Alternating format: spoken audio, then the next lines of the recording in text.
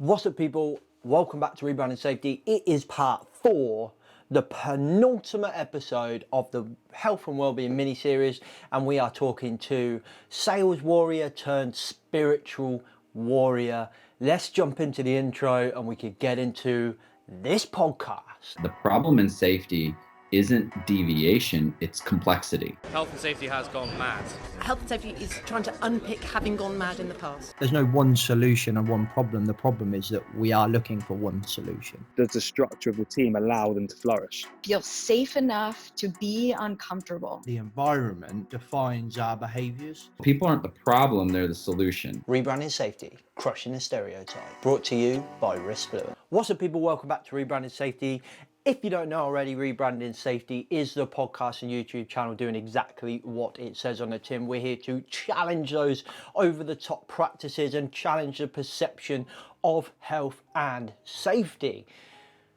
So, if you're new here and you're watching on YouTube, hit that subscribe button and the bell so you never miss another episode. If you're listening on one of those podcast platforms, hit the follow button, the like button, whatever it is, just hit it.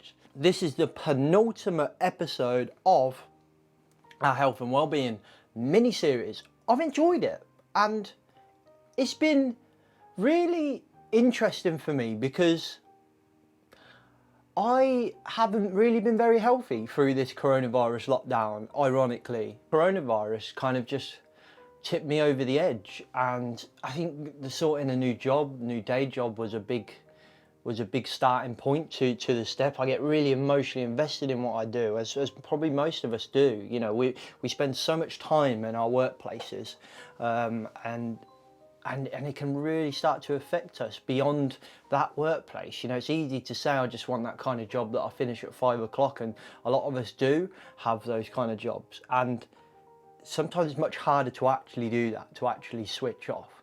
So the next 2 episodes are kind of really about that. So in this episode, we're going to go really heavy, really deep into kind of like spiritualism and mindfulness. And we're speaking with a guy called Paul Clark, who's been on the podcast before. He was part of our first ever mini-series where we talked about breaking the plateau and what he's doing with the HSE Global Series, which is kind of like an event, a HSE, a specialist events group essentially. And if you're wondering what that is, you can go and watch some vlogs. I'll link them in the description below, where we went to their 2-day event in the Cotswolds in the UK, and they do them all around the world. But anyway, Paul Clark is like, if you met him, you would be like, is this lad's lad? Like, you know, he's quite fashionable. You know, at the event in February that he did in the Cotswolds, you know, he's wearing like a pink blazer. You know, you'd think like uber confident, he's got a lot of tattoos. But yet, unbeknown to me, not so long ago, this man was really struggling with a lot of things. And he found that his kind of enlightenment into his more spiritual thinking has dramatically changed his life. Now, I wanted to put this in this podcast because I do think that there is some value and some merit to listening to these conversations, being open-minded. Don't just wipe it off as some hippy-dippy bullshit. Just be open-minded with it. And you might be sitting there thinking, well, I'm here because I want to learn about what to implement at work, etc., etc. And this Health and Wellbeing mini-series, whilst there are conversations within the conversations that we talk about implementing this stuff at work, you know, it is primarily about you. And that's why this has been so helpful for me through this process, because I'm sitting here having these conversations about health and well-being when I'm not being very healthy. I'm not, have a very good well-being level at the minute, and I think the well-being thing I am addressing and kind of trying to deal with that.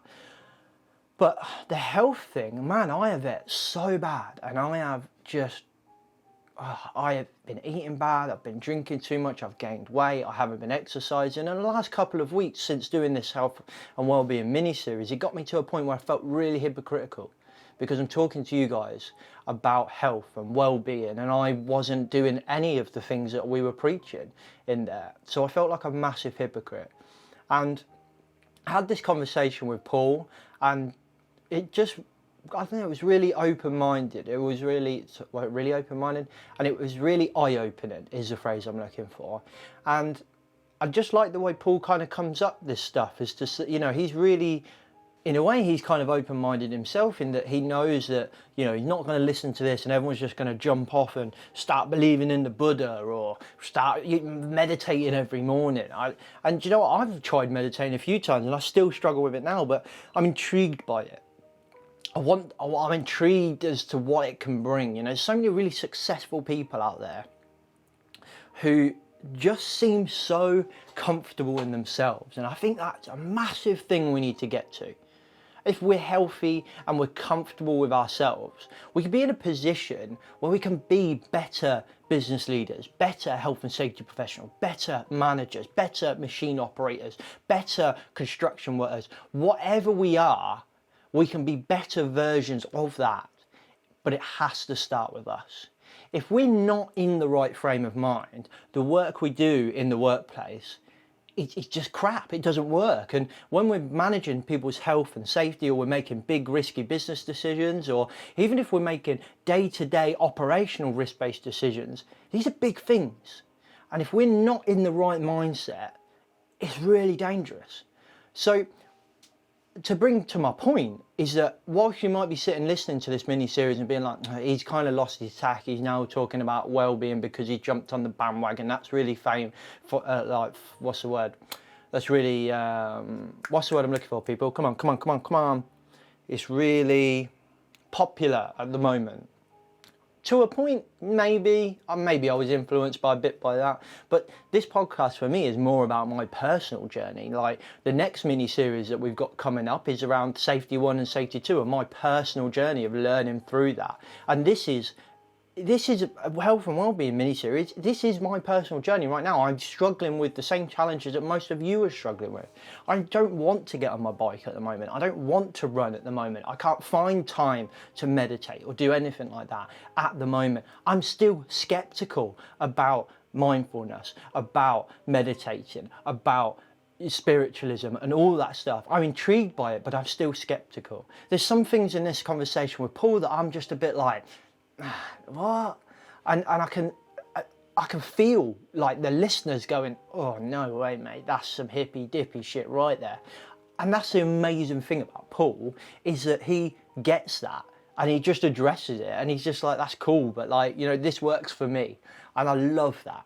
You know, he's just like, this works for me, and he doesn't care if you find this kind of higher being in the Christ, or whether you find it in Islam, or whether you find it in I don't know, Buddhism or any of the other religions out there, or you don't find it in any religion, whether you just find something. That's what I really like about this conversation.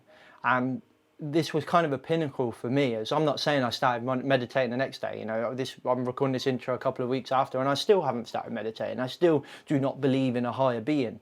But what's interesting about it is just how open-minded Paul is. So I'm going to stop waffling on. Hopefully you'll find this interesting. And I think following on from this episode, which I'll talk at the end about, the next episode is going to really talk about a really similar thing, but from a workplace point of view. So probably try to think of this as a personal thing, and then the next episode in the mini-series, which I'll tell you about in the outro, is more from a business perspective. So I think this mini-series has been really good for me, and I hope it's been really good for you. I'm going to stop waffling on. I'll let you get into our conversation with Paul Clark. Oh, and don't forget to buy our merchandise, www.rebrandingsafety.com. Some really cool shit on there. Let's get into the podcast. Cool. Paul, welcome back Hi. to the podcast.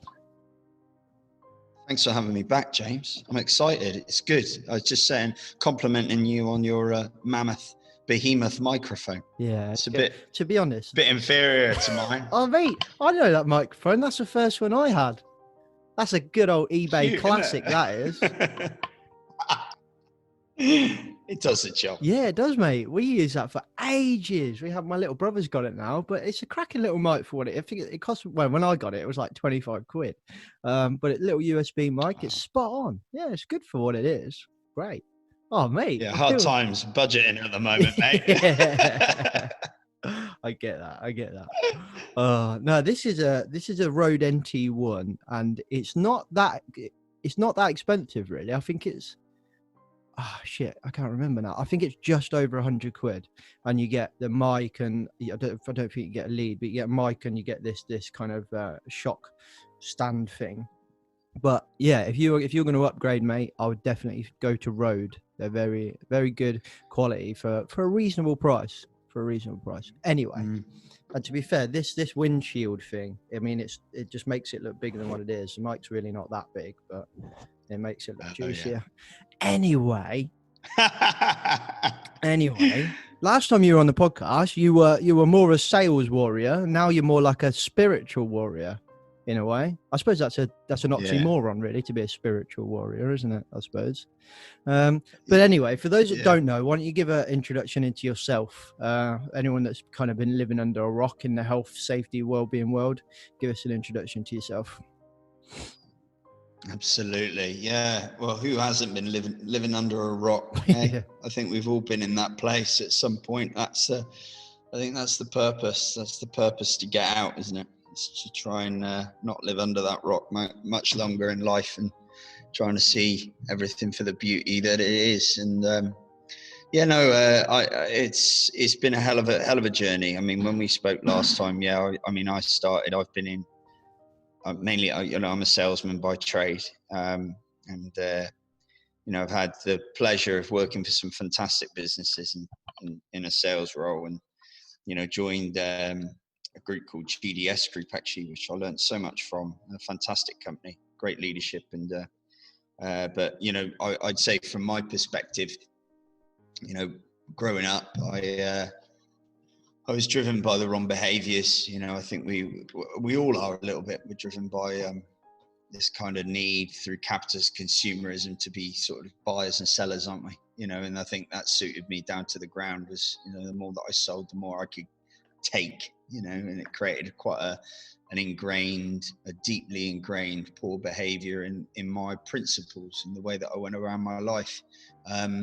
But yeah, I've moved on to pastures new and started my own business. Started off doing sales training and coaching. I'm a big believer everything leads to something, and everything is connected. There is no such thing as a coincidence. And I started doing sort of sales training and recruitment and all that kind of stuff. Again, kind of chasing the dragon a little bit with finance. Just trying to learning from people like Grant Cardone and the Wolf of Wall Street. The more money you had, the more happier you become. And I don't think that's right. But at the time, it led me to where I am, so I don't regret it. And then started working in health and safety. And again, everything happens for a reason, but there's a lovely Dharma, isn't there, with safety, and the fact that we're involved, whether you're running podcasts or you're in events management, like one of my companies, HSE Global Series, provide physical events. We're able to help people become safer, healthier in their lives and in their workplaces. And I just think that's amazing. It really helps me get up in the morning, although, I'm pretty much self-motivated, but it's a lovely way to spend my time, because I don't like the word job. I want to find a new word for work and job, because it's just something we do with our time. And what a beautiful way to spend my days is creating products that help people become safer, healthier, and better. So yeah, the events portfolio is the business. But on a personal note, I was spiraling out of control: drugs, alcohol, porn, sex addiction, just anything really that filled the gap. I was always needing things, very needy. And just because that hole was so big, because I didn't really know what I wanted, my consensus of what was good for me was if I had more stuff, if I had a bigger house, nice car, a big business, my ego was completely in control, that my life would turn out to be great. And how many times do we hear that the richest people are always the most unhappy? And I think it's been a transformation for me. I hit a rock bottom, and I had to quickly, I lost everything, family, children, my company was nearly bankrupt. And I had to make a choice. I had a life-threatening situation due to my using. which made me suddenly think, right, rock bottom, where do I go from here? Things aren't working, something needs to change. And I had to quickly make a decision to change and transform my life. So yeah, I worked in 12-step recovery. I started doing 12-step recovery, which is a wonderful, beautiful fellowship and spiritual process, and being able to kind of turn our will and lives over to the power of a higher power, and also start to get some principles in the way that we live our lives. And that has been amazing.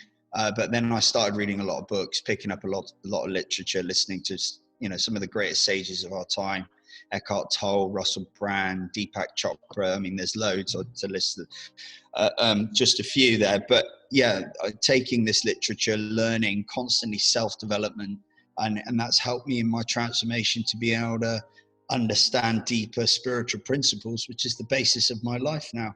It's filled that hole. I no longer crave for things to be different. And I'm also now in a position with a new business that we started called the Spirit Junkie, because I'm getting asked to talk a lot at events. I'm speaking in Berlin in February, which hopefully will take place. But I'm doing a lot of live talks now, which have been really, really beneficial. And I've put together a lot of video literature and created a group called the Onion Mental Health Group, which is helping people with anything from drug addiction to anxiety, depression, negative thought, just helping them transform their lives. Because I'm a big believer, I don't keep what I have unless I give it back, because nobody helped me. I had to find it myself, and I could have died. And I don't want anybody to have to go that far in order to learn the lesson that I've had. So, I mean, that's currently where I am. Is that's my story so far. Wow. Not really sure where to go from that. I mean, I hate it when we have these people, these really kind of harrowing stories like yourself, Jason, Louise, the three that kind of come to mind, Abby as well, that have had these kind of, and I give that introduction, and I always just think, like, Jesus, it's interesting because what made that connection for you? So you mentioned that, you hit a real low point, you pretty much, kind of lost everything. You had your substance abuse issues, and that. What made the connection between the kind of the spiritual literature and stuff that you were reading? When was the point? You said no one helped you. Like, how did you come across it? Because I feel like it's growing more and more popular, and I think people like Russel Brand have really helped that, because he's got such a massive following. So now he's become quite spiritual in himself. Like, if you listen to his new fascinating podcast, it's a great podcast, to be fair. It brings it more into the public eye, but I suspect maybe when you were going through your kind of really challenging times, it wasn't really in the public eye back then. How did you kind of come across to find this kind of mindfulness, spiritual kind of approach on life? Yeah, it's quite an interesting conundrum, really. The rock bottom, I'll always remember it, and I'm able to see it for what it was now, which was an experience. It was, I try not to label things anymore, good and bad. That's a really important element in the process of transcending and transforming your way of looking at life. Is, we're constantly branding things, we're constantly giving things names that have a meaning to give it a meaning. And my rock bottom was, having almost nearly a heart attack as a result of my using and my behavior. And that was just, I was constantly, the major change was no longer craving for things to be different all the time, never being happy. We're our own worst enemy. We don't actually take time to take stock of the thing that bring us joy and bring us happiness. And that's really quite sad, and it is driven by outside experience. The more that we're inundated with, advertising, some of these shows on TV that make us feel like we're creating an alter ego in the person that we think we want to become, and we're so far disconnected from the person that we really are. That's really where I was. That was where I was. It was trying to be somebody that I was not, you know, noticing the difference in the way that I act with different individuals to try and get them to like me, constantly craving for people to want my attention, wanting to be center of attention. You know, through step work, I've got a really good understanding of my past, you know, which was rocky, you know, but everybody's got their stories. I don't think my story defines me as different. But I think the big thing for me is knowing, you know, we say about Russel Brand, I find this again, and I got to say, it's not an egotistical thing, because I look at it for what it is. But I was on Elevate Live's podcast, and they compared me to a more relatable Russel Brand. And I was, a long time ago, I'd be like, yeah, that's me. But it's nice to have that kind of acknowledgement. Russell's the best as far as I'm concerned, and he's also in recovery. I've met him a couple of times, and he's taught me everything, lots of really fantastic stuff about recovery. But actually, we're all one and the same. We're all actually, the way that I've been able to transform is through surrendering to the fact that my willpower alone is not going to get me healthy. It's not going to make me happy. And surrendering to the fact that I am not in control of situations, and being able to ask for help. That is the main thing for anybody suffering, because addiction is a mental illness. It's a misconception of being able to live life presently.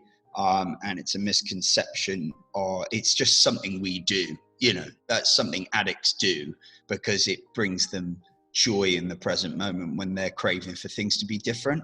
So for me, it was that element of, I need to surrender to the fact that I am not in control. And I need to surrender to the fact that I want my life to be different. You know, I'm not trying to sugarcoat that in the moment, in the present moment, while I'm using, or I'm drinking, or I'm being nasty to my family, or ignoring the people that I love, or, you know, watching pornography, or any of these things that in that present moment bring me joy. I ask myself the immediate question, is this going to bring happiness to the people around me? And the three keys are compassion, love, and kindness. You know, that's what we're all craving, is that connection. And I watched the podcast with Eckhart Tolle and Russel Brand last night. Actually, it was absolutely amazing. And the whole thing, Russell asked Eckhart one question. And the question was, what do you make sense to the current world and the current situation that we're in, with obviously the current race war and discrimination, which is just appalling, obviously, that we are still in that place, and have the situation with the COVID pandemic. And the whole conversation stemmed around connection, in that sort of entirety of oneness, that we're all connected, we're all one and the same. Whether you're Russel Brand, that has a way with words that nobody else in this world has, that's his gift, or you're me, and you've got your story and you've got your transformation. But the thing that I can say openly and honestly now is that I have control by giving my control away. Now, it sounds a bit silly, it's a bit of a paradox, but by actually surrendering to the present moment and having a relationship with the present moment, which isn't labeled with this is a good or bad experience, and this is an opportunity for me to grow as a human being, that has been the real powerful transformation daily in my life. And from the minute I gave up fighting against my ego, my problems, my excessive thought, my obsessive compulsive behavior, when I gave up and I surrendered that I wasn't in control, that was when I finally got control back. And that is the absolute pinnacle of change. You know, they say with metamorphosis to occur, the old must die, right? And that I really believe in any situation, is that it must die inside you. That Paul Clark that was 5 years ago that I'll never regret is no more, because it's died in me, and now I've had the opportunity to grow and start living my life. So surrender, creating an action of love, compassion, kindness, but also just an element of oneness. We're all connected and we're all one and the same. We just come in a different size meat sack, a different shape, different color, and that doesn't matter. I like that. I think if we can, I think that there's legs in that, isn't there? Like if we as a even as a one country or a nation or a world can start to just move past those material and kind of observational based decisions and preconceptions, which is fascinating, isn't it? That we still do that we still and I would say, even, you know, I like to consider myself somebody who's a kind of person that'll be friends and like everybody, give everyone a chance, but you do it, you naturally do it. I think we're raised to do it, is to judge people. I really like that kind of Gary Vee's kind of consistent message where he says, you know, you can't judge people without context, and I pretty much live my life around that now. Like, you can't make any judgment without context.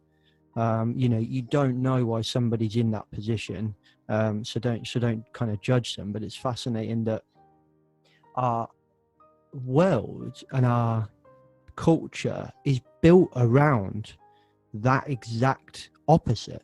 It's built around judgment, it's built around class, it's built around you have to, I mean, you just look at like the way that we educate people, educate children. It's all about becoming better. You know, when you're looking for a job, it's how can you stand out, which inherently ingrains a competition in your mind, which extends into your personal life, your professional life, and everything, as to how can I be better? I am better than you. And that's how it always is. It was funny because I think that I struggle with that personally a lot. I think me and my friend, we were having a good chat the other day, and I said to him, like, we were talking about houses. So he said, "Oh, James, do you think you'll move house?" And I said, "Yeah, probably in about 5 years I'll move house." And he said, "What, do you want something bigger?" I said, "Well, obviously everyone would like something bigger, probably, yeah. But for me, the driver was a school for my future children." But the second point was, we ended up moving on to this conversation that if we look at what houses, what material stuff we have now, and then put ourselves into our shoes when we were, you know, teenagers. You know, I come from a very working class background, and if I went into my house as a child, I would have gone, wow, what an amazing house, what a massive house. But yet as an adult, I only see the negatives in my house. I only see the fact that I can get one car on the driveway. I only see the fact that I don't really have a front garden. You know, I only see the fact that, oh, my back garden could be a little bit bigger. Or I don't have a utility room, or, you know, and then sometimes I look at myself and I listen to myself thinking, and I'm just like, who are you? Like, you were born and raised in this, like, 2 up, 2 down council house, which your mum had to work 4 jobs to keep.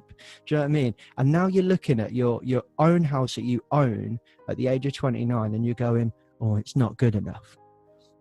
But society kind of, it's similarly in safety, you know, in behavior-based safety and in kind of safety too, we talk about context and environment driving our behaviors, and it's the same in society. We're ingrained in us to look at all these material things, my car, my house, all of this stuff, my job is better than yours. Look at what's your job title versus my job title. Society kind of demands it. So I feel like, and I'm going to get to my point, don't worry, but I feel like it's real hard to take and I'm speaking from my own kind of experience and feelings, it's really hard to take that step into this kind of more mindfulness or kind of, you know, spiritualist kind of thinking, which I think, you know, I back, and I think it's been beneficial, but it's really difficult when the world's not wired that way.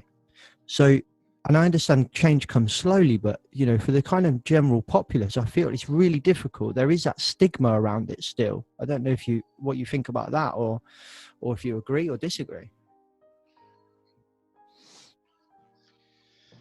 Yeah, I got so much. I'm trying to put some notes down because I got so much do that content. a lot. I waffle a lot. Sorry. No. Because you've really hit on some really important topics, which need shaping, and we need to hit on if people want to start. We all. The one thing that is inevitable is we all want to be happy, right? Over anything else. Our connection to happiness is driven. Yes, absolutely. We live in a world which is driving a culture of buyers and sellers, more stuff, more happiness, you know, bigger house, bigger families. I'm reading a book at the moment. Again, I've got to be really careful. The one thing that I've learned from spiritualism and the drive towards what I'm trying to achieve as a human being, I've got what I want in terms of understanding, and I'm connected now to the love of the universe, in the fact that I trust in every day to everything is as it should be. I don't need anything to make the wheels of my life turn any faster, any better. Like I say, my job and my business, of course, you know, I love what I do. And, you know, if we have a bigger family, if we were able to afford to have a bigger house, then that's part of my journey. But I'm not craving for it. I'm not sat there looking at things going, again, it comes to crave. When you crave for things to be different, that is when you're the most unhappy. There's a book by Gabrielle Bernstein called The Universe Has Your Back, which I'm reading at the moment, which is absolutely wonderful, and I highly recommend it.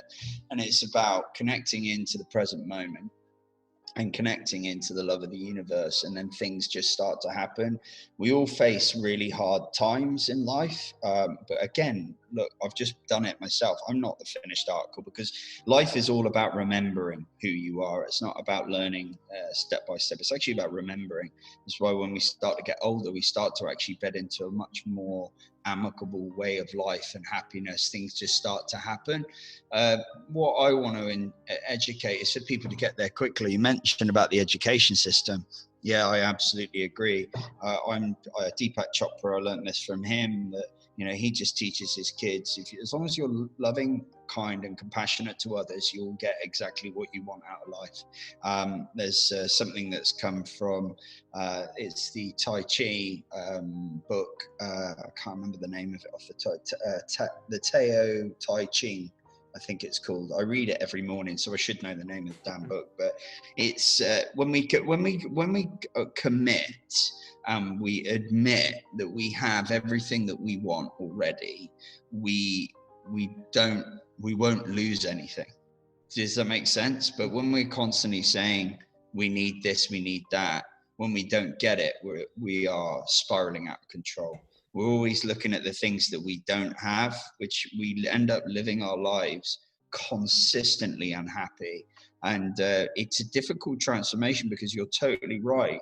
We're surrounded, when we turn on the TV, adverts after adverts, cars, reality TV shows of people with Botox, you know, with all sorts going on to change the way they look, so they have to fit the mold of what we class as a celebrity status. We put all these brands on things and labels, and we are an insane world, you know. But that's fine. Do you know why? Because we're all I used to really resent when I found my way, when I now understand the things that I do, and I'm learning the things. You're never going to have it perfectly, but that's the beauty of life. It's all about that transformation, that learning every day, how to be a better human being, how to be able to get the information that can help me transcend spiritually, so that I am enough and everything in terms of the world is enough.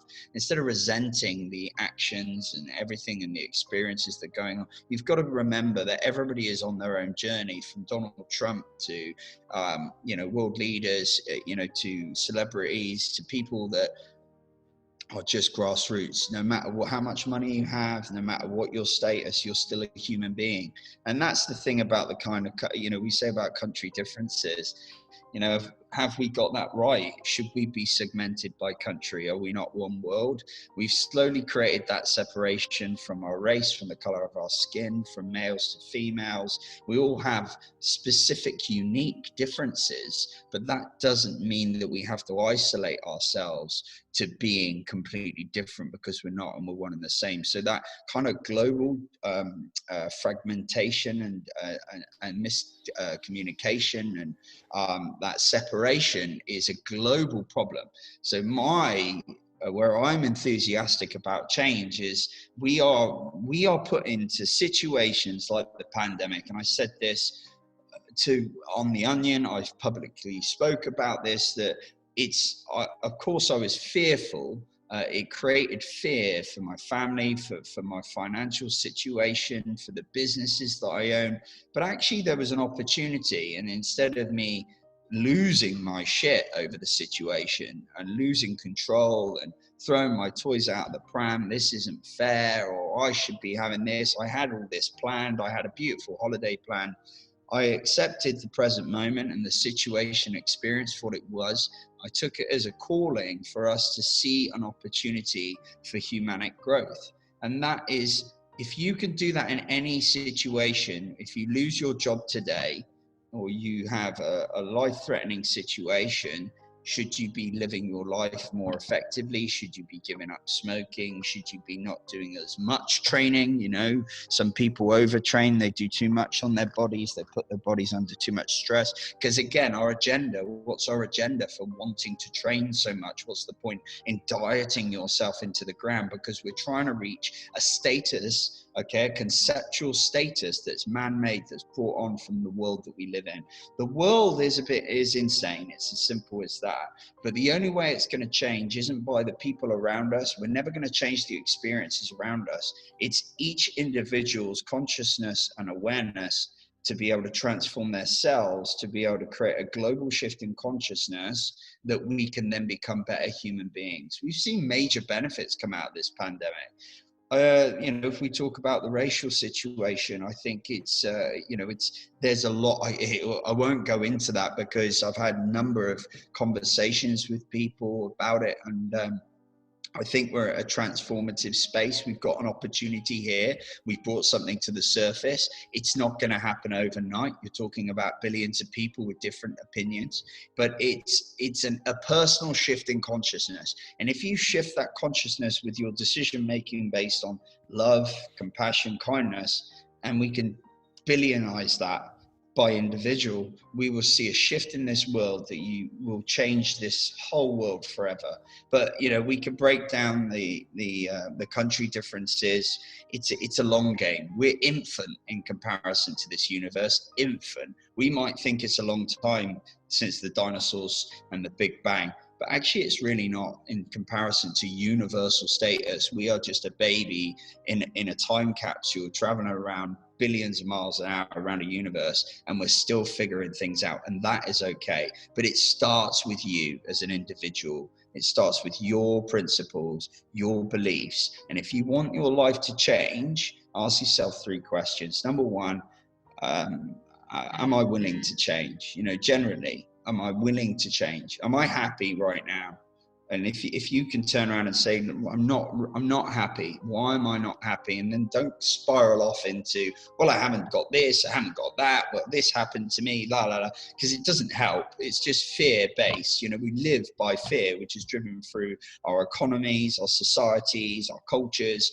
We need to transform that to, yes, I could be better as a human being.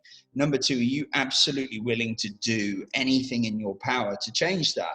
And that means actually deconstructing your ego-based way of life, you know, completely separating yourself from your ego. It's always going to be there. It's always going to shout at you. You need to take that car, or you need to not give that pay rise because you need that money more than somebody else, or something like that. You need to be completely willing to transform. You need to be doing everything in your power to achieve that. And number 3, which is the most important, is you need to ask for help. There is so many fantastic people that are moving their lives forward, that are transforming this world, like Deepak, like Eckhart, like Russel Brand, other people that are helping for free get content out there to help people transform their way of life and change the world forever. Are you willing to ask for help? And that doesn't mean calling Russel Brand, but watching his podcasts, watching his videos, picking up the books. You know, Eckhart Tolle Power Now. Anybody that ever asked me for support, I asked them to buy that book, because we don't live presently. And when you start to live presently, things start to open up. But yeah, hopefully that touched on a majority of the points that you made, but very, very valid questions, mate, and very much on the right lines to what we need to do to achieve a global awakening. Yeah, I think there's just so much to this conversation, isn't there? Like, it's absolutely huge. And I like the way you talk about it. It's similarly to something Obviously, I have much cruder examples of the way I explain things, and you're starting to speak quite well yourself. So, I can see that correlation with Russel Brand. It probably pains you to hear again, but it's I can see it. The way you're talking about this, and I think most of that comes from passion. I think it's always very interesting when you get someone who's passionate about a subject on this podcast, and we just have a chat. It's better to have passion than a script, I think, for a podcast. But anyway, to get to my point, it's interesting that the way you describe how we get this kind of world change, the change that we need, or that we you believe we need, it's one by one. And I've always explained it from a business perspective. The way people talk about change is, we're going to implement this change management program, and we're going to do this and we're going to do that, and then 2 years later we're like, it didn't work, they'll do something else. And it's like, it doesn't work like that. Change takes an unbelievable amount of time, depending on how big the change is, obviously. But when we're talking about changing the way people act, changing the way people think, you've got to think of it like a virus. Now, I used to use the example World War Z, like a zombie virus, right? But actually now, thankfully to coronavirus, I've got a very good and prominent example in coronavirus.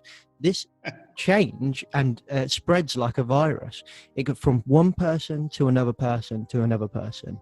It's engaging with different people. It's understanding and listening, I think, without bias. Like, I think we all listen, don't we? I think we all listen, but we kind of don't hear, which I think is an interesting point. Quite similarly to, like, Sherlock Holmes says, you look but you don't see, Watson. It's similarly to like that. I think a lot of us listen and we look at things, but we don't actually see and hear about what we're talking about or what we're seeing.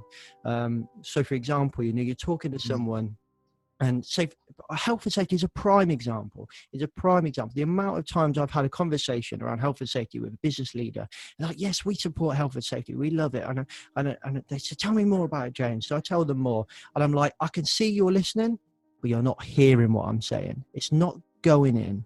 And I feel like we do that with this kind of, we're all talking about meditation now. We're all talking about mindfulness. We're all talking about reducing presenteeism and all that stuff. But are we actually taking away some of these key messages from it?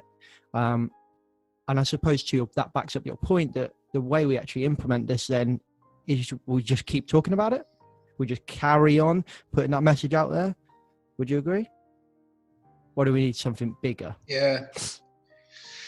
I think I shared this actually at a talk last week, but we're masters of being able to spread hate at an excruciating pace, and unkindness and pain and suffering. We're masters of being able to spread that. I don't think people realize how powerful one person is.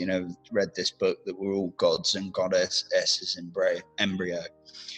We are very, very powerful beings. We're all made up of the same stuff, right? It's all energy. Even this table, although matter defines it as a table, and we labeled it with a load of letters on a page and called it a table, it's all just made of the same stuff, and when we spread the right energy, when we create the right energy, we manifest the right energy, we see pockets of just really loving things going out, but we quickly change our minds. We quickly forget, and then we get back into our old way of life. It's a global shift in consciousness. It's a global awakening. But that stems from a personal awakening. We all need to awake as human beings, and stop wanting and needing so much, and just living life as simple as possible, letting ourselves connect into the energy source. I don't know what there is and isn't as a means to something sacred. I'm not a religious person in terms of I'm not culturally religious. I was christened because I wanted to have that connection. I was trying to find that connection. Did you know that prayer was the top rated Google search last month? Top rated. So that shows that people are trying to connect to something sacred. We're all in the hunt for something meaningful, something sacred that's going to help us understand. We're all trying to rationalize and conceptualize what we're here for. And we're all, even scientists, and some science is fantastic to the discoveries, being able to travel through space. But we're always trying to understand stuff that we're never going to really know the answers to.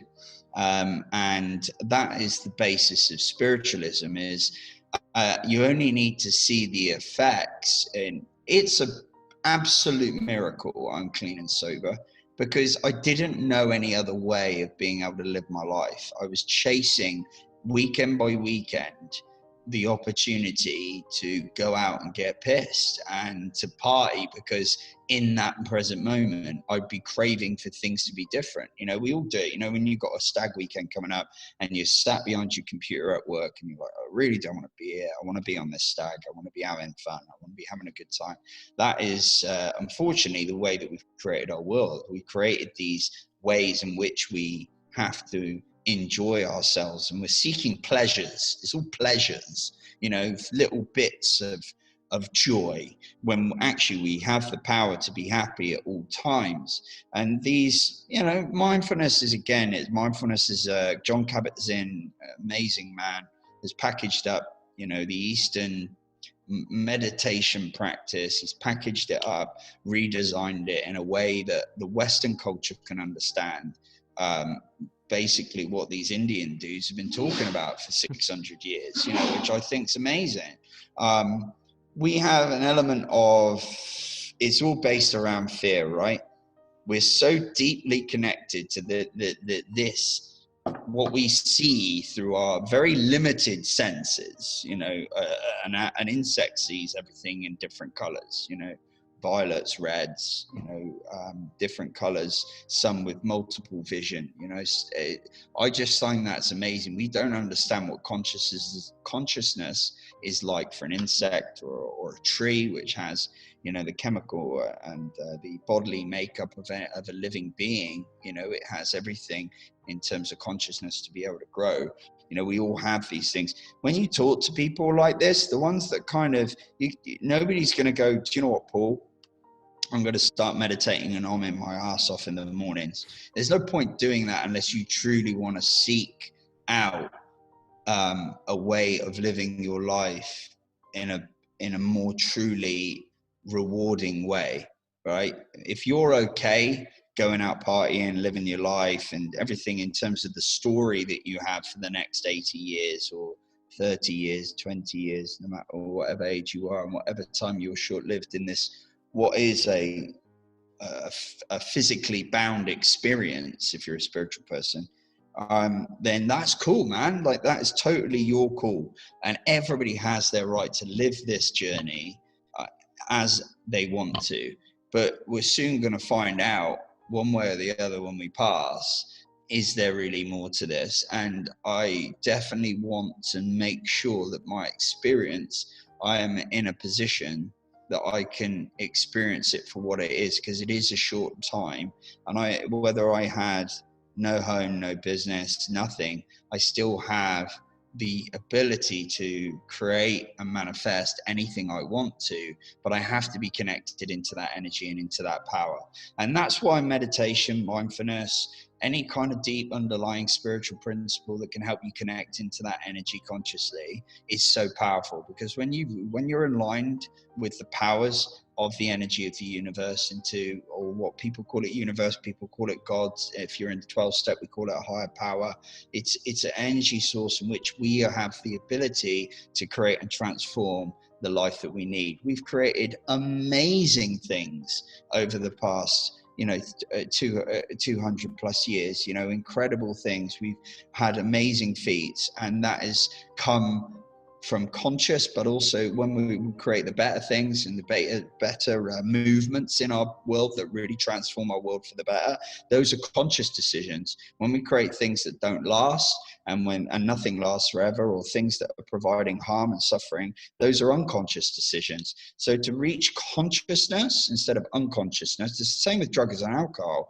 Alcohol makes you unconscious. We know that. So why are we craving to have an unconscious experience?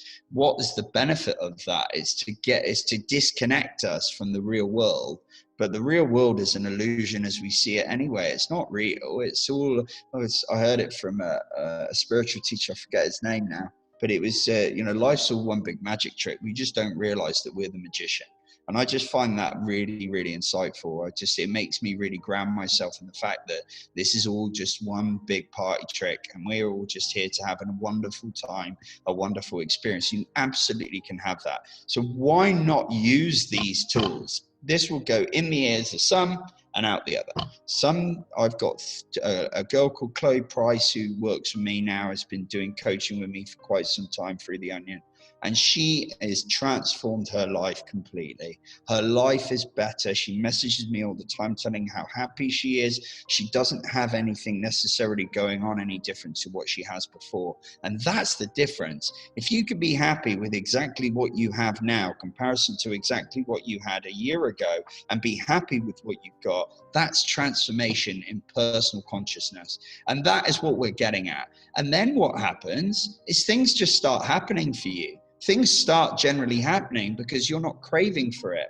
You can ask the universe to give you and deliver the things that you need, as long as it's not monetary. We all are entitled to abundance and wealth, but we're not sat there going, I want £1 million. I trust in the universe to be able to deliver me the experiences that are going to help me reach my higher self, best action, and be able to not only give back to my families, to myself, to give to myself in an abundant way, but to the universe as well. And I put all my power and resources into things like this with you, James, which is going to help the world become better. And if that is a beautiful Dharma to have. We interrupt this broadcast to bring you a Shameless sponsorship clip. Hey everyone, sorry to interrupt your awesome podcast. I'm sure you were getting well into it, but I want to talk to you about lone working. It's a challenge for all of us because 9 times out of 10, nothing goes wrong. But what I think we lack in lone working is having a little bit of a capacity to fail safe. If something goes wrong, who knows that worker is in trouble? Does anyone know? How do they know where you are? And is there any help coming? How do we communicate? Sometimes we can say, well, we'll just text them. And do you know what? Texting them is probably a good idea. Having that kind of check-in for some things, like just popping into an office that we don't really use at the moment because we're all locked down or whatever, is probably a good solution. But if something did go wrong, a text is a really hard thing to do. And that's why I partnered up with this company called Safepoint to get you guys some discount, because I just love what they're doing. They're innovative, it's easy to use, they've got some extra kind of hardware pieces that you can buy and complement it, and they've got some really cool stuff in there, like this 3-word thing, where basically the app creates these 3 words, and those 3 words, when you communicate them to the emergency services, tells them exactly where you are, like pinpoint. So it's not like you're having to go, I don't know, I was out on my bike and I took a left off of, I don't know the road. That's not going to help anyone, is it? And that's why this 3-word thing is so cool. So it would be like sheep, lamb, cow. And you'll be like, I've got the 3-word thing. And they'll be like, okay, cool, what are the 3 words? Sheep, lamb, cow. Boom, we know where you are. We'll be there in 10 minutes.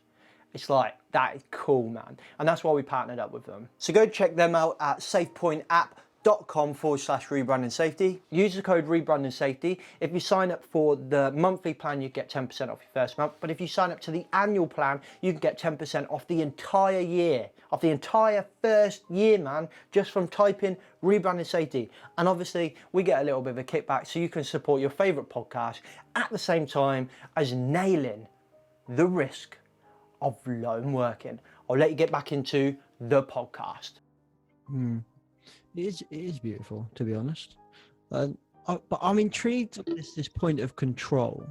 So Bear, feel free. Let me just caveat what I'm going to say. Right, is that I don't practice any of this stuff. I'm intrigued by it, if I'm honest, and I'm intrigued in the potential of it, and everything that kind of comes up that kind of says, whether it's within my work or within my personal life, or anything that comes up that says, hey, this is a new way of thinking that could potentially make your job or your life better, I'm always a bit like, okay, I'm open-minded to that. I'll have a listen.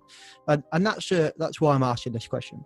So you say about control, and it's interesting that when you first mentioned control, you said you got control by giving control away, and then some. I think some people were there's kind of the one of the voices in my head saying, well, hang on a minute, you're talking about you're in control, but then in the same sentence you're saying, well, the universe or God or whatever, however we want to kind of depict that in our thoughts, that's what's making the decisions. That this stuff's going to happen.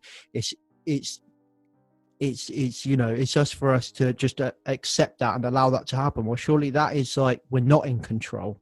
So is what you're saying, is it the fact that we need to accept that we're not in control of what's going to happen, but be in control of how we feel about that? Have I interpreted that right, or am I completely off base? No. So, and it's a difficult paradox to understand, because, and you're not supposed to understand it. That's the beauty. And you've absolutely hit the nail on the head in what I mean as a world, as a group of conscious beings that we're all trying to conceptualize. We're all trying to use science and everything to explain the world we live in. And that's because of two things: fear. Well, no, mainly fear. It's the fear that we need this reality that we perceive to be. We need to conceptualize it. We need to understand it because it gives us security. But that only attaches us to the story more and more. And I don't think that's a bad thing. I'm well aware that, I'm 5'8". I've got brown hair. I've got my businesses. I've got a wonderful family. I've got a house over my head. I've got food on the table. I'm well aware of the things that I'm drawing in the present moment on a daily basis, day by day. But I'm not attached to it. It comes down to attachment. So attachment and surrender are two very, very important things.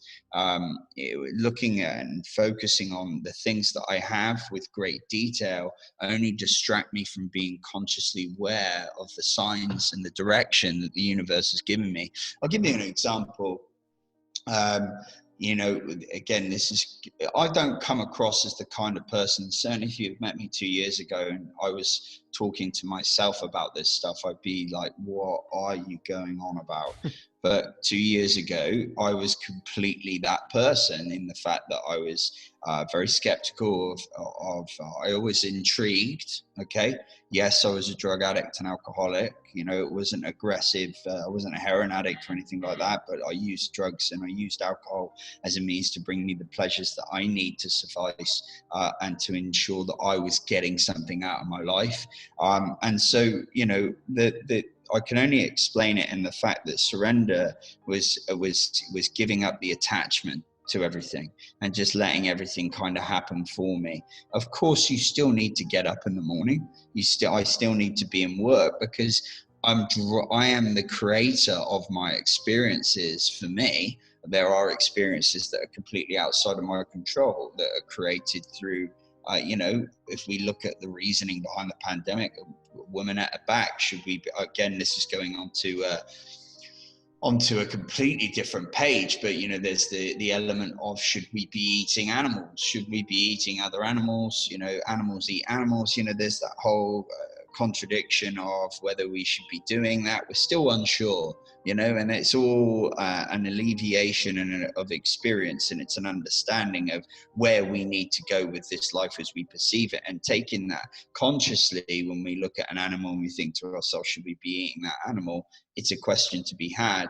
I for anything that goes on in my life now, for example, the pandemic, I surrendered to the experience. I surrendered to the fact that in the present moment, there is very little I can do to stop what's happening.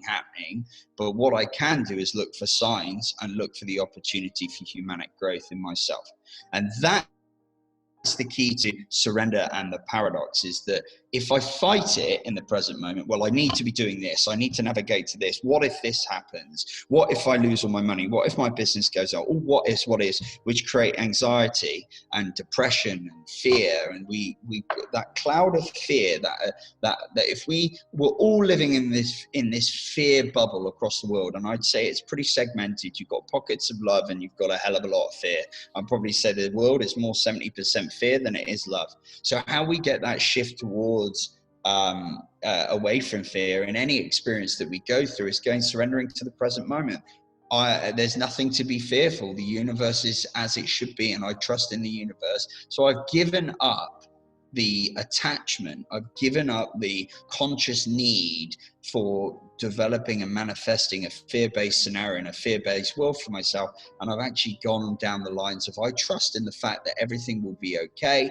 And I trust in the love of the universe that everything is going to happen for a reason and move me to where I am. I wouldn't be in this position.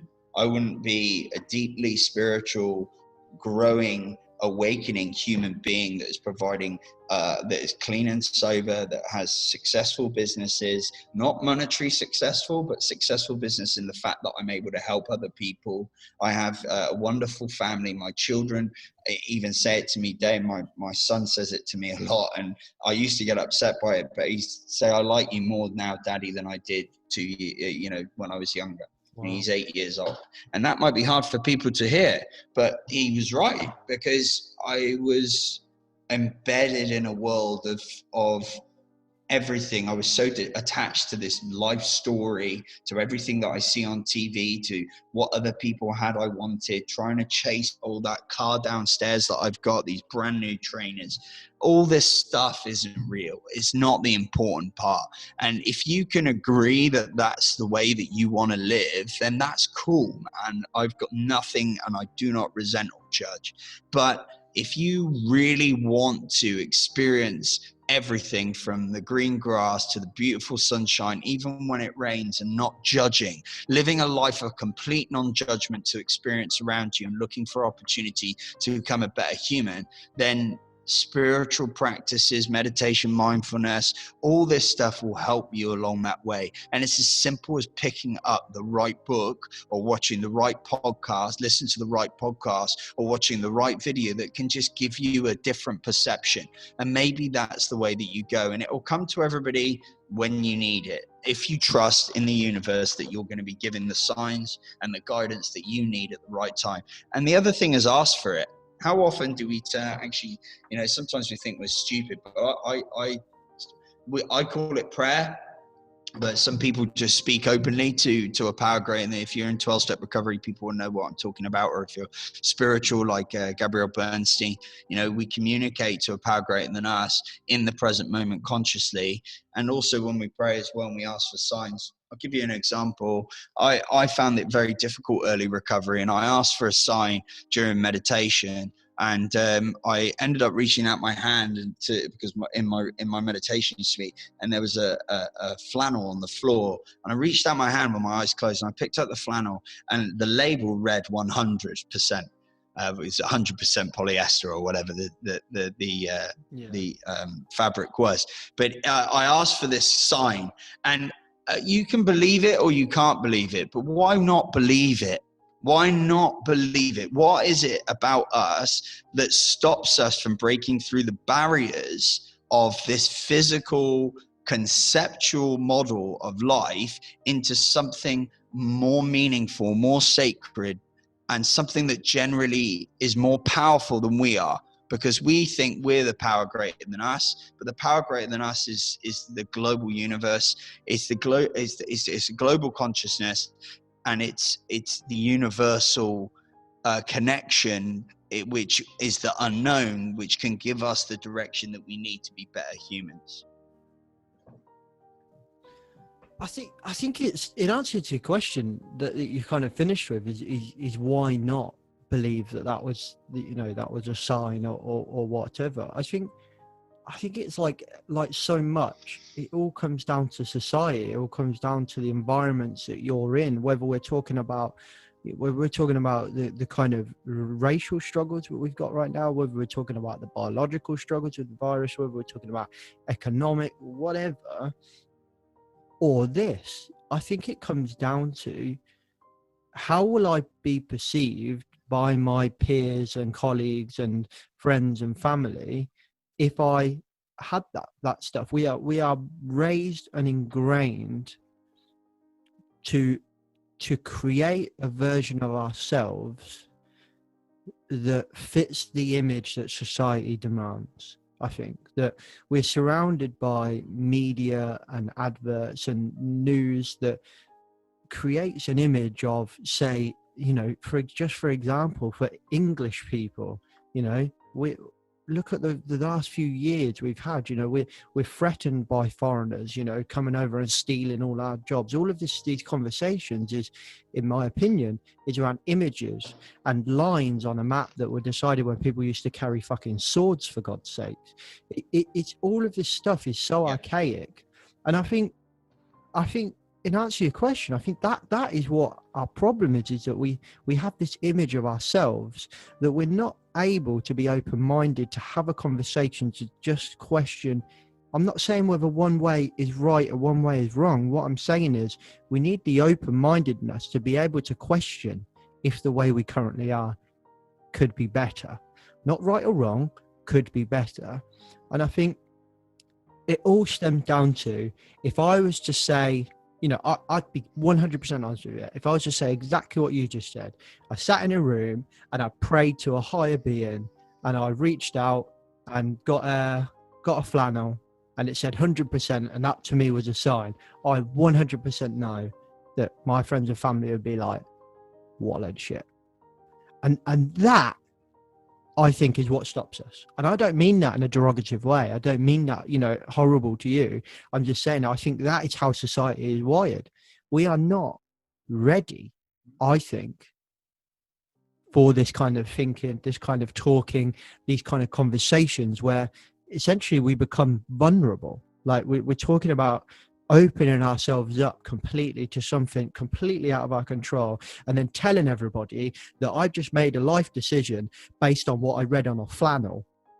That is extremely vulnerable, and there's going to be a perception of that decision from society, which is not going to be a nice one.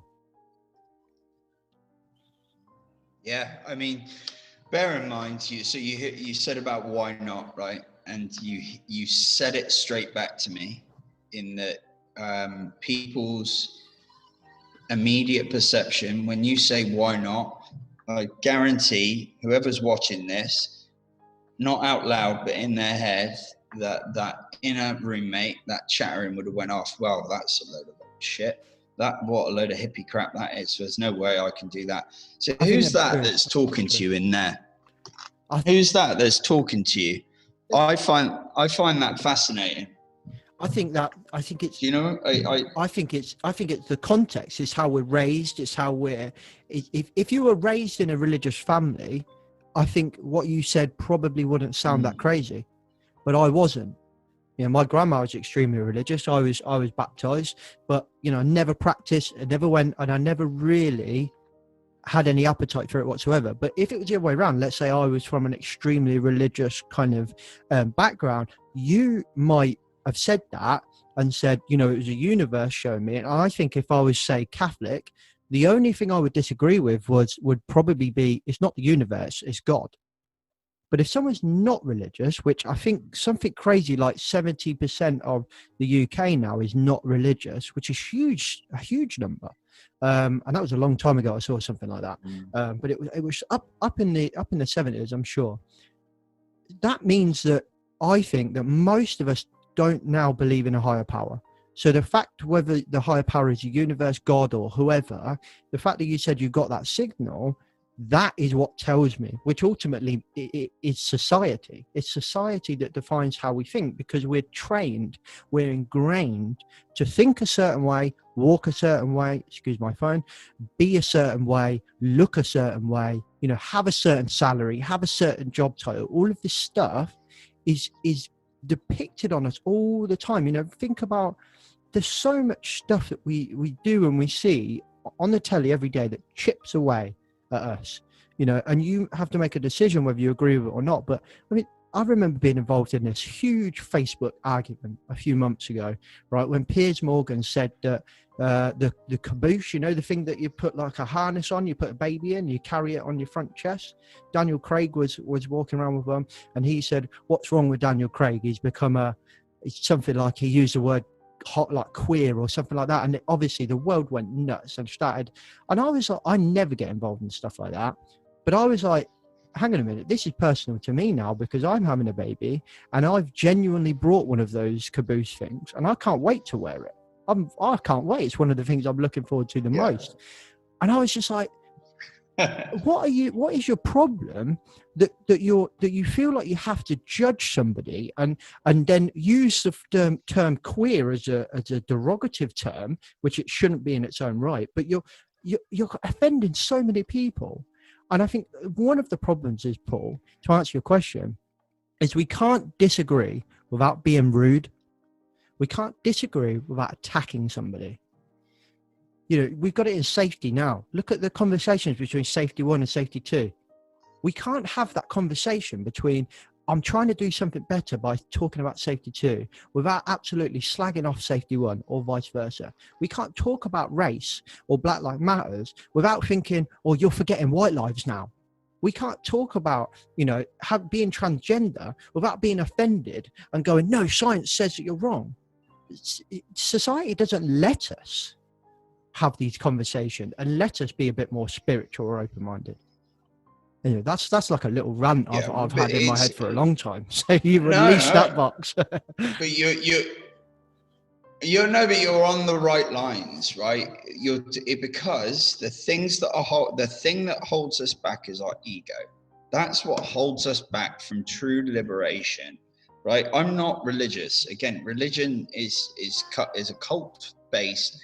It's a people's story of how to believe in something more powerful that's created the world that we live in, right?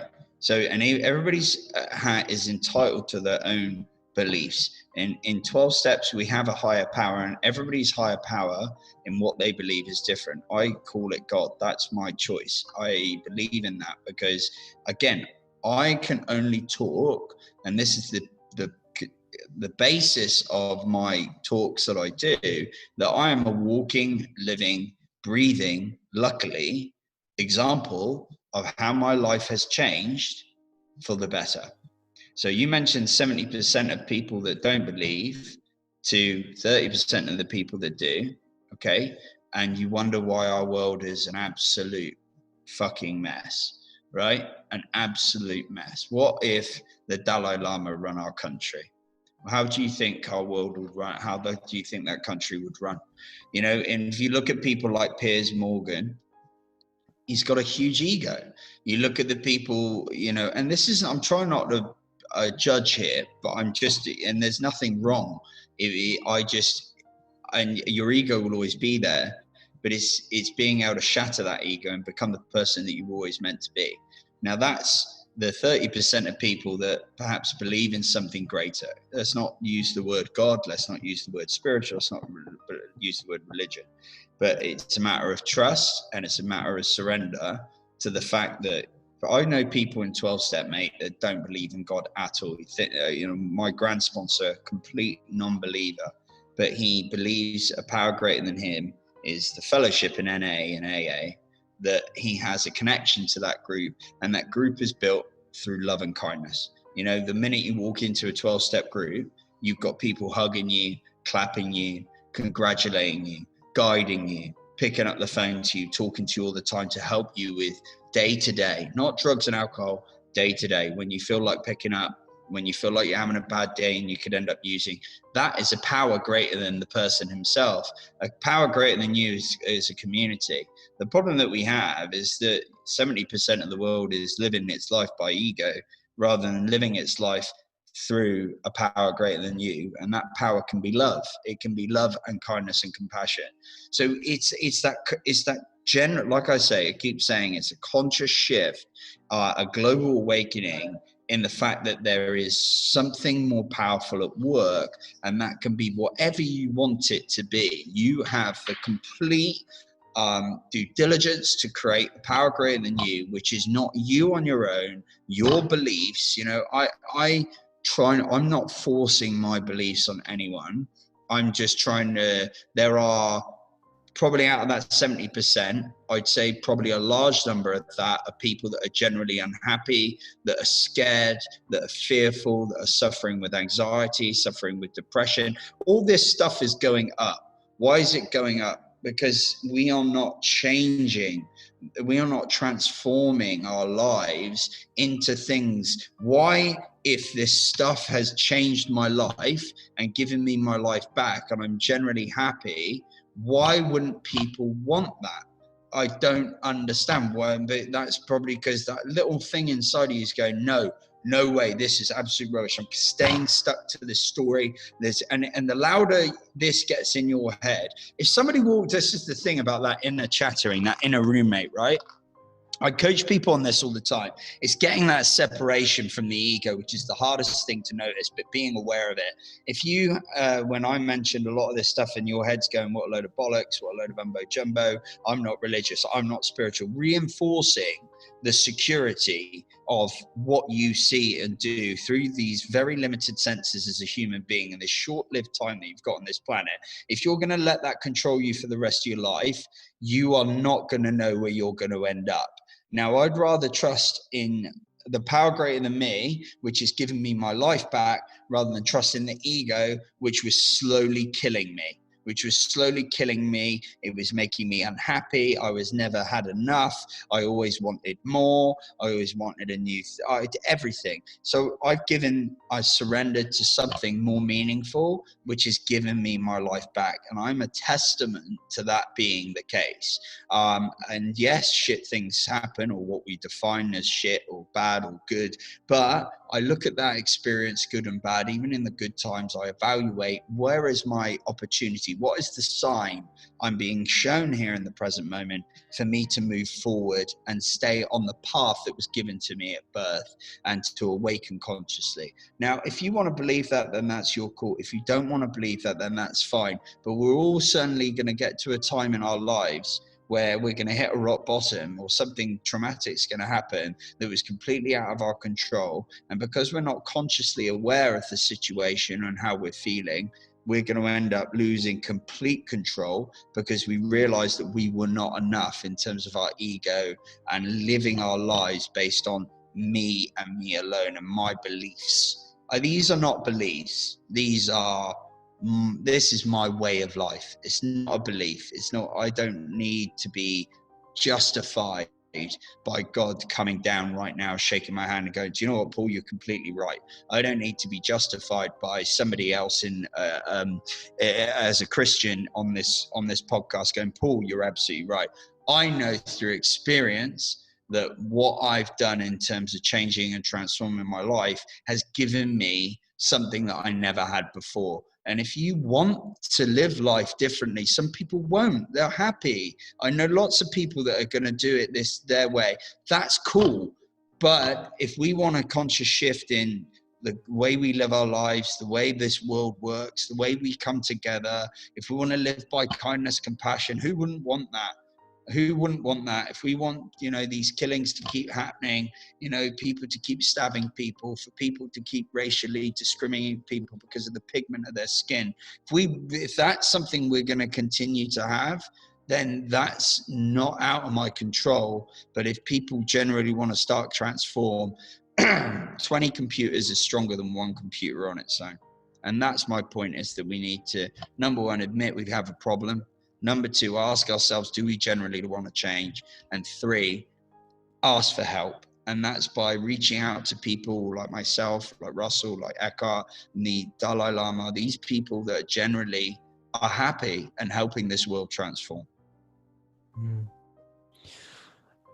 There's something I want to have a quick chat about, but I'm worried that this will probably could be a podcast in its own right. But we talk about that kind of, you talk about like, harm being done by people to people because of ego, because of all that stuff. But there must have been a mismatch somewhere then, because similar, if not worse harm, and lives have been lost and wars have been waged in the name of higher beings, in the names of gods and religions of Christ and Allah, and probably every god has been used to justify violence. And if so, that's probably, if we were to look at it statistically, and I don't have any statistics, and even if I did, I probably won't remember them, but it's statistically probably been more lives lost under the premise of a higher being, people saying this is God's will, that I'm doing something like this to justify some horrific acts. So is the problem that not necessarily what you're saying is it's not necessarily the fact that the higher being told him to do that or not, it's more that has it been utilized incorrectly? Or do you know what I mean? Like, I suppose anything good can be used for bad. Is it kind of like that? Remember, again, it's a really, really valid point, and I think it's a global question, right? And unconscious behavior and people's decisions to use a religion or to give a reason to do harm to somebody, is a change in the perception of that experience as it stands. Everything that bad happens, again, we call it bad, is a learning and a teaching, which is going to help us evolve as human beings. That's the main thing. And I can talk about when people lose loved ones, when people lose children early. All these are horrible experiences. I hate to brand it, because even I'm learning. I've come across, sorry to go off the religion side of it, because I think this kind of encompasses all in the fact that, all the worst fear ever, losing a child young, or losing a family member. We're all going to lose mums and dads and grandfathers and grandmothers. Our perception of that is negative, when maybe it's a beautiful thing. And I'm not saying losing a child as a father young, I'm fortunate that I haven't had that experience, because I couldn't think of anything worse, because I'm not quite there with understanding the principles of why yet. But there is a principle of why, and I trust that anything that happens in my life is a dedicated reason. We always do this where, oh, well, if there was a God, we wouldn't have war, we wouldn't have this. But we are the inevitable creators we are created in the image of a power greater than us, to be able to manifest a world that we live in, that's going to be able to teach us lessons and be able to give us experience that's going to help. One day, we're always moving forward. We're farther forward. We're way further forward, than we were 100 years ago, 20 years ago. The world is ever evolving. We have to be careful that we're not putting too much reliance on things like technology and that for us to be able to suffice in the world becoming a better place as a result of these things, these man-made creations.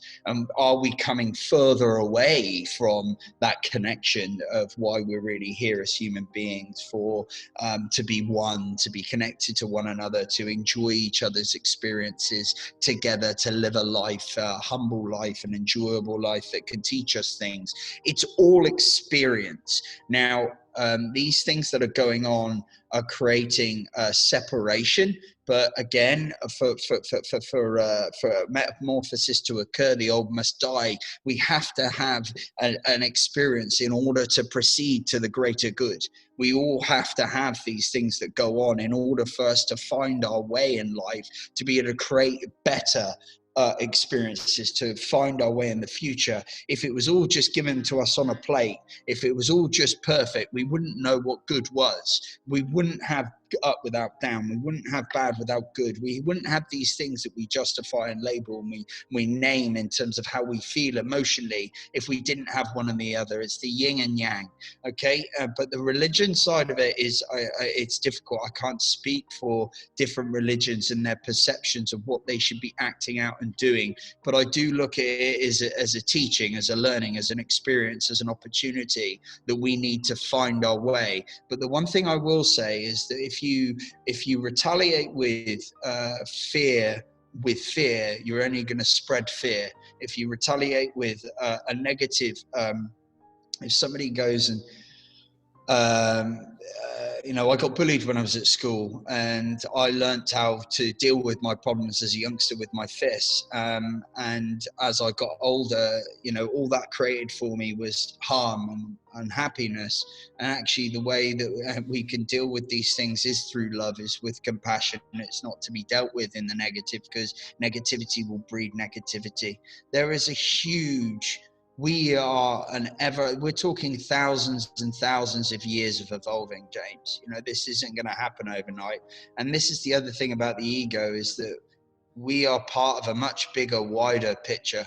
We're only a very, very small elemental part of a very large experience. We're all part of a very big storybook, and we will all leave our mark in our own way.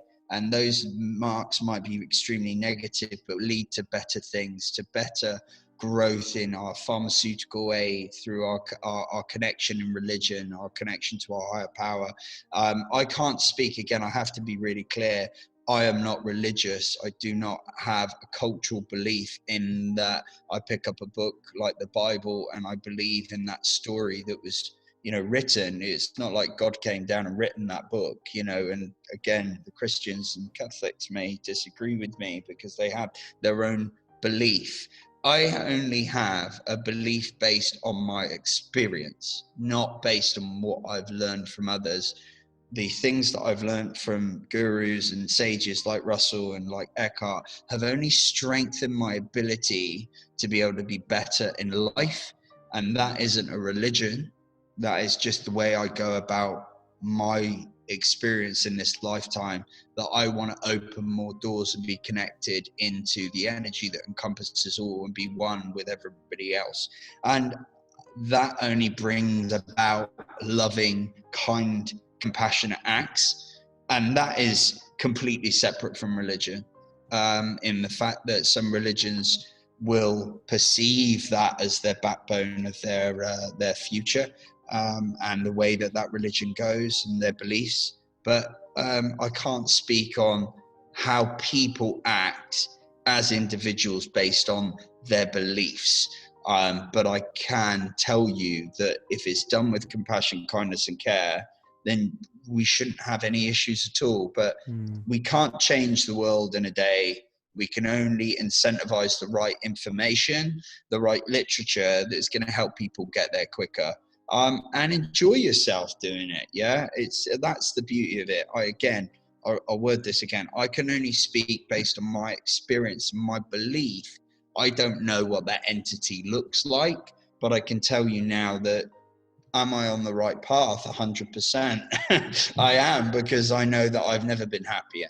And I'm drawing experiences that bring me happiness. And surely that's what we all want. Yeah. So like the evidence of it working is only applicable to you, really, I suppose, isn't it? Because it's worked for you. And if people don't want to believe that, then that's fine. Interested that what you were talking about, that kind of fear grows fear. It reminds me of a saying I was told in school, and it's probably I could probably count on one hand how many things from school actually stayed in my head. But when a line from Gandhi that said, "An eye for an eye only makes the world blind," which I've pretty much lived my life by now. I love that saying. It's just so simple, so beautiful. But anyway, we've been talking for a while, Paul, and you've mentioned podcasts, books, and videos. So I'm going to put you on the spot. I think I would like you, if you can, to tell our listeners one book, one podcast, and one video to watch if they're interested in what you're talking about. Oh, one book.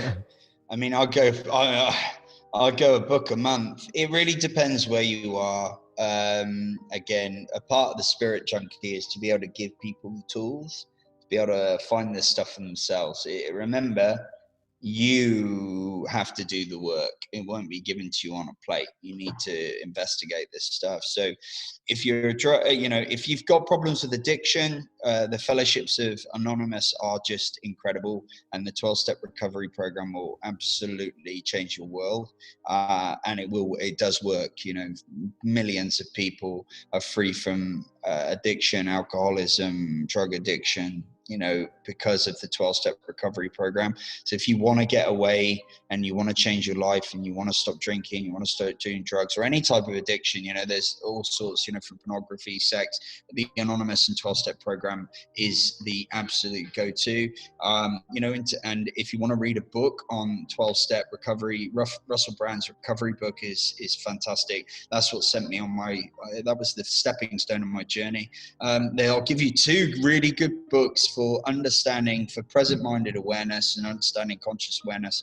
There's 2 books. Unfortunately, I can't do one because they're 2 very instrumental books in my life. But number 1 is Eckhart Tolle, Power of Now. The second one is Michael A. Singer, Untethered Soul, which is absolutely wonderful, from extracting and being able to transcend from the overthinking, chattering in the inner roommate mind to being deeply seated in conscious awareness. I would recommend for business owners, if you want to get success in your life and in business, Deepak Chopra's 7 Spiritual Laws of Success was incredible, very short, very easy to understand, 7 steps of how you can live your life and be successful. For a podcast, I really like Russel Brand's podcast on Luminary. I watch them daily. Eckhart Tolle does some wonderful ones as well. And I do recommend Russel Brand's YouTube channel. He's just, because it's not just Russell, he interviews some of the world's greatest spiritual and deeply conscious sages, and there's some incredible content, and it's not all going to make sense. It's a journey. So that is, for me, those are the tools that I use at my disposal. I think Russel Brand comes with a bit of he's like Marmite previously. I think people will love him and hate him, and anyone that hates him, I think, needs to check out his stand-up on Netflix. And for the life of me, I can't remember what it's called. It's something like Recovery or something like that. But basically, he just mocks himself the entire time. I feel like Russell, I've followed Russell for a long time. I love Russel Brand. I'm definitely one of his biggest advocates, and I'm just fascinated by this journey he's gone on. But I really, kind of want the listeners, anyone that thinks, oh, I'm not going to check out Russell's stuff because I hate him, just check out his stand-up on Netflix first if you previously didn't like him, because you can see he's mocking himself. You can see that he has gone through this transition and now he's looking back on himself, and he talks about I feel like he's talking about his spiritual transition through the medium of comedy and stand-up, which is just fascinating. So anyone that don't tar him with a brush now. He's a completely different man, and it's fascinating to see. Yeah, it was called the Messiah Complex, actually. It's really, really good. But the word that you use there, hate, if you hate anybody, you've got an issue. You've got a problem with perhaps your way of life. I don't think we should hate anybody. We can maybe disagree, and we have a right to maybe disagree. But remember, people are on their own journeys. It's nothing to do with you. And it may affect you in experience, but holding on to that and attaching to that as something that's going to bother you for the rest of your days, why not look at the beauty in what people are trying to achieve? If you look at, again, Piers Morgan, he's got some really indifference in opinion, love or hate. He's Marmite. I don't really have an opinion on him. Some of the things he says, it just comes from a deeply ingrained ego or unconscious or experience-based profiling. Somebody you know, if you've had an experience with somebody and they've done something to harm you, we hold on to that, and that shapes how we look forward. So if we come across somebody that looks the same, you know, if we see a car, it's in Michael A. Singer, sorry, I know you probably want to go, but it's in Michael A. Singer, and he was saying about we could be driving along in a car, and we could drive past a blue Mustang, and the blue Mustang looks exactly the same as the car that you had when you had an ex-girlfriend that harmed you, and then immediately you're already there. You see those pictures, those images of that experience that happened. Automatically, you're causing yourself harm. In the present moment, we have a choice. We have a choice to love, or we have a choice to hate. We've got a choice to hold on to the past, or we got a choice to let go. And I tell you what, that is what surrender is. Surrender it.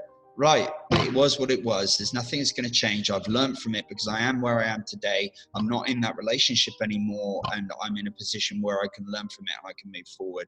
There's things, never use the word hate, use the word love, and just see what happens. What a great way to finish. That was beautiful. I was going to say something, but I'm not going to. I don't want to ruin how you just finished that with any kind of dross that I might come out with. So why don't you give us a quick shout out into all the stuff you're doing? You're doing some amazing stuff in the health and safety world, which would be good to just get a little plug for, because anyone that might not know, but also what you're doing with Onion and the new up and coming Spirit Junkie, which also I would like to add, that is a fucking great name. That is a great name. Spirit Junkie is phenomenal. I love that. Great marketing. And I love how it's got a connection with your past as well. I don't know if that's how you came across it, but like, you know, the drug habit and stuff that you struggled with. And now it's kind of saying, well, my new habit is spiritualism. I love it. And there's so much there. Well done. Good choice. Yeah. Well, as drug addicts and alcoholics will always know, that I'm still an addict, but I'm now addicted to a new way of life. And that's the purpose, is that I'm the Spirit Junkie, and that's my new way. But yeah, so I'm the CEO and founder of a company called it's Paul Clark Sales Consulting Limited, but we trade under HSE Global Series, which is a global health and safety events management firm in the UK, Europe, North America, and Middle East.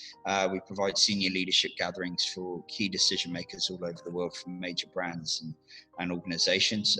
We also have a product called HSE Network, which is a digital content site where we provide health and safety literature, videos, podcasts, content to our 3,000 plus membership network all over the world. We have a charity called HSE Global Series Foundation, which is a charity where we raise money to give back to families that are affected by workplace incidents and fatalities. And then on the mental health side, I have the Onion Group, which is only on Facebook, and it's a free group page from where we provide content, information on mental health recovery. But we also we were doing mental health Onion fellowship groups where people get together, meet with others that suffer, to support one another, which was really good until the lockdown, but we do those virtually as well. And then there's the Spirit Junkie. So the Spirit Junkie is I've had a lot of opportunities to speak lately, so this is it's kind of bringing all the pieces of the puzzle together. It's a content membership site for spiritual and mental health recovery based videos and content done by myself. It's a place for people to reach out to for one-to-one coaching, and it's also a place for, if you would like me to come and speak at any events or seminars or webinars, whatever it is, or podcasts, it's a way of getting information on me to be able to get me involved and speak and share my experience with other people. So that's me. Amazing. A very busy man. Cracking, mate. Well done. Thank you very much for coming on the podcast, and it was great to talk to you again. It was great to hear you know, a really passionate kind of message around something that is quite topical at the moment. I think something that a lot of people need to hear. Yeah, I just hope people, you know, I'm not expecting everybody to get it, but I hope you come out of it thinking differently. But if you start to think differently, act on it. You know, maybe that's a sign. Awesome. Cheers, buddy. Okay, peeps, I hope you enjoyed that conversation. Well, what do you think? Let me know in the comments below if you're on YouTube, or if you're not and you're driving or something like that. Please don't comment on me. On me. Don't comment on me. Obviously, that would be like some weird version of tattooing. Don't comment whilst you're driving. Remember the message. Maybe even think on it more. Maybe elaborate, ponder it a little bit more, and send me a message on LinkedIn, James MacPherson, or Rebranding Safety. Come and find us on LinkedIn. I'm probably most active on LinkedIn, if I'm honest, because I find most of our listeners are on there. But I still talk to you on Facebook, which is Rebranding Safety. I'll still talk to you on Twitter, which is Safety Rebranded. I know, that's annoying me just as much as it annoys you that we couldn't get Rebranding Safety handle. If you can think of any better ideas for a Rebranding Safety handle on Twitter that fits the word limit, because that was our problem, then let me know. But come and chat with me. Let me know what you think. Was Paul open-minded? Was Paul, in your opinion, encouraging you in a way to be open-minded yourself, and maybe not start meditating tomorrow or start believing in higher being tomorrow, but to consider it, to see the benefits in it, to even be open to have a conversation about the potential benefits on it? Let me know what you think. I really enjoyed that conversation with Paul. I like talking with Paul in general anyway, if I'm honest. I kind of like how down to earth and kind of lads he is. Like, he's a rugby fan and he plays rugby, but yet he's still going through this kind of like spiritual journey. Do you know when we think of like spiritual, like here's an example, right? I'm quite a big fan of Rich Roll. So if you don't know Rich Roll essentially is a kind of like Wall Street lawyer kind of thing. He was a lawyer, I can't remember if it was Wall Street, but he's like this big business lawyer in America, and he was living this life of, I think it was drugs and alcohol, but he essentially was just not happy with his life, not going to a great place. He was a lawyer, and he, long story short, found veganism, and then found spiritualism and meditating and all this. Now, my point here is that Rich Roll, as much as I really like his stuff, he fits that stereotype of hippy dippy, right? He's probably too far for some people in that he sleeps outside in a tent most nights, doesn't have a TV in his house. I mean, when he said he doesn't have a TV in his house, I was watching that video and my wife was next to me and she was like, what? Like, you know, my wife loves the TV, and I understand what the messages around it. You know, it's living in the moment, moving away from the distractions of the TV and just being comfortable in yourself. I understand that, I get it. But it's like, he fits this stereotype. He's vegan. He's like Whole Foods diet 24/7. I think he wears his prayer beads on him. Like, he sleeps outside in a tent. Like, he like doesn't have a TV. Like, he fits a stereotype of this kind of hippy dippy, spiritual kind of person. We think that if anyone's watched the Down to Earth series that's on Netflix right now with Zac Efron, it's kind of like the episode where they all live in the woods. Like, he fits that kind of stereotype. It's all a bit like, oh, it's a bit weird. So it's really hard to relate. Like, I listen to Rich Roll because he's like this huge ultra marathon triathlon person, and I quite like triathlons and stuff. So that's why I listen to him. But I really am intrigued by this spiritual side of things. But sometimes he says stuff that are a bit far from me and I can't relate to them. And that's the thing with Paul. Like, he's not that. Like, this dude throughout coronavirus is like DJing live parties on Facebook of like proper like house tunes and like just some wicked tunes, and it's just like, and he's covered in tattoos and he's like a lad, and he plays rugby, but then he has a really deep and insightful conversation around mental health and well-being and spiritualism and meditating, and it's just like, this dude does not fit that stereotype, but he has these really deep and meaningful conversations. And that's what I really like about Paul, is those kind of conflicting worlds in a way, those two contrasting worlds that just have clashed together to create Paul. And he's relatable, like, he's totally relatable. And that's what I really like about it. And that's what you should think about when you're listening to Paul. and I probably should have said this at the beginning of the podcast, but you know, you'll probably start listening to Paul and thinking, oh, he's probably sitting there with his prayer beads on and a robe like Russel Brand or something like that. He ain't. Like, he's just a dude, man. Like, he's just a cool guy. Like, he's just a normal, relatable bloke that's gone through something and found a solution. And I just really liked it. It was one of my favourite conversations so far. I think I say that about everybody. I just genuinely love everybody that comes on this podcast. In next week's episode, it is the final episode of the Health and Wellbeing mini-series. How have you found it so far? I hope you've enjoyed it. Engage with me, come and tell me what you've liked about it, which one's been your favourite episode. Have you gone through this kind of journey like I have, where you're realising, maybe I should start doing it? The conversation with Carla was big for me, actually, was really big, as we were talking about health and well-being and what we eat and how it impacts us and how it is already impacting my life, and exercise and stuff like that. And I'm sitting there like, geez, I don't do any of that stuff, man. And I'm like, I think I literally had a Domino's the next day after that. I felt such a hypocrite. And then the following day, I was running again. I'm on my bike again. And you know what? I don't have great weeks. I think my last week or the week before was the first week where I was proper back on it. And I ran like 3 times. I went bike for 2 times. That's 5 exercises a week. I'm happy with that. I did some good exercise. And I treat myself for the weekend. I have a couple of beers. You know what? Dude, you've got to treat yourself.